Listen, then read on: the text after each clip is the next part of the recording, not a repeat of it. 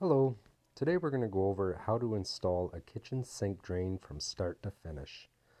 What we're going to do first is install the basket strainer of the kitchen sink. You're always going to want to install the basket strainers first, and you can see here we're going to use silicone and not plumber's putty. I have no issue with either one. I prefer silicone. So what I did there was I just put the silicone around the inside, not directly onto the flange. And the reason I do that is because you don't want it squishing out a whole lot, because silicone can stain the stainless steel. And you can see from underneath here, the silicone is wrapped around the drain properly. So I know it's going to have a good seal. And I just put a little silicone on the underside gasket as well, just for a little added protection, just to make sure it does not leak. So when you're installing this bottom piece, what you're not going to want to do if you use silicone is push up at all on the drain.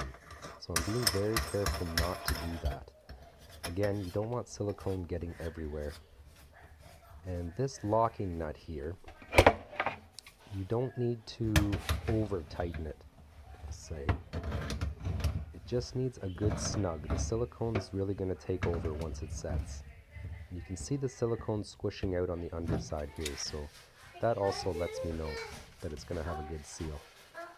And when I wipe the excess off, I always try and push the silicone towards the basket strainer, not the actual stainless steel sink. Again, silicone, if it squishes out, can stain the stainless steel. I prefer it, however, you do have to be very careful with silicone. So first, on the drain assembly, I glue on 2 trap adapters, 1.5" trap adapters, onto the tail pieces, and a T and a 90. And what this does is allow you to get your center measurement.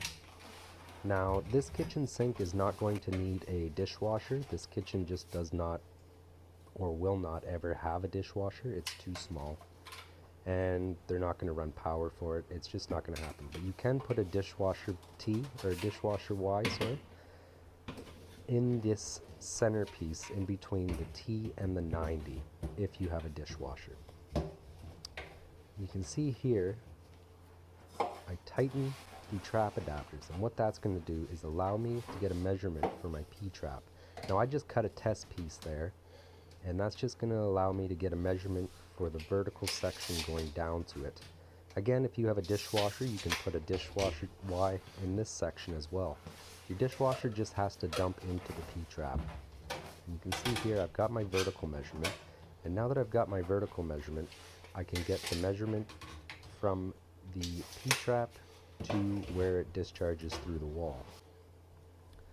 And I'll get this glued, and I always put the P-trap 90 on first, and that way I can get it level, and it's easier to hook the P-trap afterward, because what I can do is lower the assembly, the 90 and the T coming off of the tail pieces on the basket strainers, and it makes it much easier.